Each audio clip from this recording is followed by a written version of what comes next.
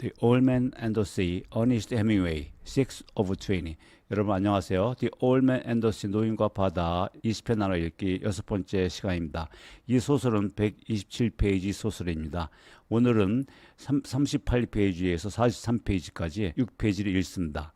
127페이지 소설을 43페이지를 읽으시면 이제는 이야기의 흐름에 승차하셨다 볼 수 있습니다. 마지막 페이지 127페이지를 향해서 출발하겠습니다. If they don't travel too fast, I will get into them, the old man thought, and he watched the squall walking the water white, and the birds now dropping and dipping into the bait fish that were forced to the surface in their panic. The bird is a great help, the old man said. Just then, the stern line came taut under his foot, where he had kept a loop of the line, and he dropped his oars and felt the weight of the small tuna's shivering pull as he held the line firm and commenced to haul it in. The shivering increased as he pulled in, and he could see the blue back of the fish in the water and the gold of his side before he swung him over the side and into the boat. He lay in the stern in the sun, compact and bullet-shaped, his big, unintelligent eyes staring as he thumbed his life out against the planking of the boat with the quick shivering strokes of his neat, fast-moving tail. The old man hit him on the head for kindness and kicked him, his body still shuddering under the shade of the stern. Albacore, he said aloud. He'll make a beautiful bait. He'll weigh 10 pounds. He did not remember when he had first started to talk aloud when he was by himself. He had sung when he was by himself in the old days, and he had sung at night sometimes when he was alone, steering on his watch in the smacks or in the turtle boat. He had probably started to talk aloud when alone, when the boy had left, but he did not remember. When he and the boy fished together, they usually spoke only when it was necessary. They talked at night or when they were storm-bound by bad weather. It was considered a virtue not to talk unnecessarily at the sea, and the old man had always considered it so and respected it. But now, he said his thoughts aloud many times, since there was no one that they could annoy. If the others heard me talking out loud, they would think that I'm crazy, he said aloud. But since I'm not crazy, I do not care, and the rich have radios to talk to them in their boats and to bring them the baseball. Now is no time to think of baseball, he thought. Now is the time to think of only one thing, that which I was born for. There might be a big one around the school, he thought. I picked up earlier straggler from the albacore that were feeding, but they are walking far out fast. Everything that shows on the surface today travels very fast and to the northeast. Can that be the time of day, or is it some sign of weather that I do not know? He could not see the green of the shore now, but only the tops of the blue hills that showed white as though they were snow-capped, and the clouds that looked like high snow mountains above them. The sea was very dark, and the light made prisms in the water.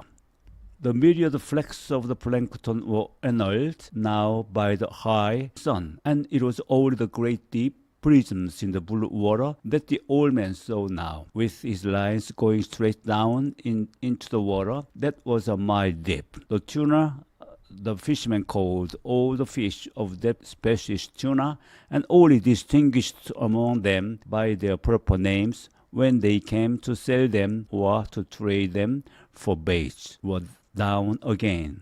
The sun was hot now, and the old man felt it on the back of his neck and felt the sweat trickle down his back as he rowed. I could just drift, he thought, and sleep and put a bite of line around my toe to wake me. But today is 85 days, and I should fish the day well. Just then, watching his lines, he saw one of the projecting green sticks dip sharply. Yes, he said, yes, and shipped his oars without bumping the boat. He reached out for the line and held it softly between the thumb and forefinger of the right hand. He felt no strain nor weight, and he held the line lightly. Then it came again. This time it was a tentative pull, not solid nor heavy, and he knew exactly what it was. 100 fathoms down, a marlin was eating the sardines that covered the point and the shank of the hook where the hand-forged hook projected from the head of the small tuna. The old man held the line delicately and softly. With his left hand, unleashed it from the stick. Now he could let it run through his fingers without the fish feeling any tension. This far out, he must be huge in this month, he thought. Eat them, fish. Eat them. Please eat them. How fresh they are. And you down there 600 feet in the cold water in the dark. Make another turn in the dark and come back and eat them. He felt a light, delicate pulling and then a harder pull when a sardine head must have been more difficult to break from the hook. Then there was nothing. Come on, the old man said aloud. Make another turn. Just smell them. Aren't they lovely? Eat them good now, and then there is the tuna. Hard and cold and lovely. Don't be shy, fish. Eat them. He waited with the line between his thumb and his finger, watching it and the other lines at the same time, for the fish might have swum up or down. Then came the same delicate pulling touch again. He'll take it, the old man said aloud. God help him to take it. He did not take it, though. He was gone, and the old man felt nothing. He can't have gone, he said. Christ knows he can't have gone. He's making a turn. Maybe he has been hooked before, and he remembers something of it. Then he felt the gentle touch on the line, and he was happy. It was all his turn, he said. He'll take it. He was happy, feeling the gentle pulling, and then he felt something hard and unbelievably heavy. It was the weight of the fish, and he let the line slip down, down, down, unrolling off the first of the two reserve coils. As it went down, slipping lightly through the old man's fingers, he still could feel the great weight, though the pressure of his thumb and finger were almost imperceptible. What a fish, he said. He has it sideways in his mouth now, and he is moving off with it.